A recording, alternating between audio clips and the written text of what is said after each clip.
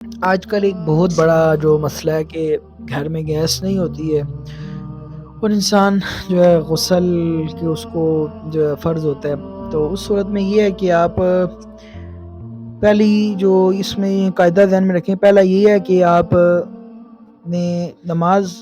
کی جماعت کا اس میں آپ نے نہیں دیکھنا، نماز کے ختم ہونے کا جو وقت ہوتا ہے فجر میں عام طور پہ یہ مسئلہ تھا، نماز کے ختم ہونے کے وقت تک اگر آپ پانی گرم کر کے نماز کو پڑھ سکتے ہیں تو اس صورت میں آپ انتظار کریں گے، پانی گرم کریں گے اور نماز کو پڑھیں گے۔ آج کل گیس کے علاوہ بھی بہت سی صورتیں آ چکی ہیں، جو کوئی راڈ وغیرہ یا اور چیزیں جس سے پانی گرم، اگر یہ صورت بھی ممکن نہیں ہے اور یا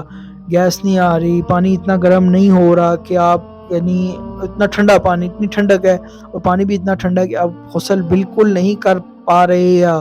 کوئی بیماری ہے جس سے آپ کو بیماری کے بڑھنے کا یا وضو کے تلف ہو جانے کا اندیشہ ہے، تو اس صورت میں یہ ہے کہ پھر آپ دیکھیں کہ اگر اتنا وقت نماز میں کم رہ گیا ہے کہ اگر اب آپ کو پتہ ہے کہ اب پانی گرم نہیں ہو سکتا، تو اس صورت میں بعض فقہاء نے لکھا ہے کہ آپ فوراً تیمم کر کے جو ہے نماز پڑھ لیں، جو آپ کی نماز ہے فجر عام طور پہ ہوتی ہے اس ٹائم، تو نماز پڑھ لیں، اس کے بعد دوبارہ مطلب اس کے بعد رکنا نہیں، اس کے بعد وہ پانی کو گرم کر کے نہا کے دوبارہ لٹانی ہے نماز۔ اس صورت میں جب کوئی صورت بھی ممکن نہیں ہے اور نماز کا بالکل آخری وقت آ گیا اور نماز کا وقت ختم ہونے لگ گیا اور پانی گرم نہیں ہے، پانی گرم سے مراد اتنا گرم نہیں ہے کہ جو آپ نہا سکتے ہیں، یہ نہیں کہ کوئی آدمی ابلتے ہوئے پانی سے کوئی